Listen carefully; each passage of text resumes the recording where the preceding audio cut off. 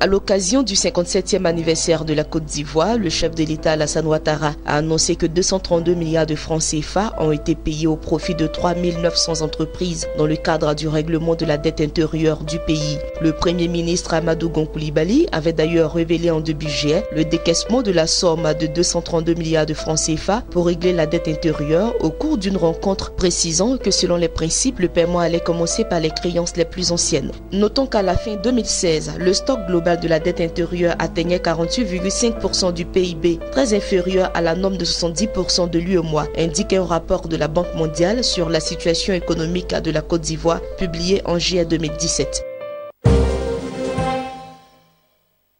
Le démarrage des travaux lourds du métro d'Abidjan devant relier la ville d'Anyama au nord d'Abidjan à celle de Port-Boué dans le sud de la capitale économique ivoirienne est prévu en novembre 2017. Suite au bouclage du financement, le chef de l'État ivoirien a pris un décret portant libération des emprises de la première ligne du métro d'Abidjan, et ce en prévision de la construction de ce train urbain. Le projet devrait permettre de transporter quelques 300 000 citadins par jour sur une distance de 37,9 km d'Anyama vers Port-Boué. Le coût de cette ligne ferroviaire est de 1,4 milliard d'euros, soit à 918,33 milliards de francs CFA. Notons que dans le cadre de ce projet, la France avait accordé à l'État ivoirien 1394 milliards de francs CFA sur la période 2017-2020. Sur cet appui financier, un peu plus des 2/3, soit à 918,33 milliards de francs CFA, devraient permettre de couvrir l'engagement total de cette infrastructure ferroviaire.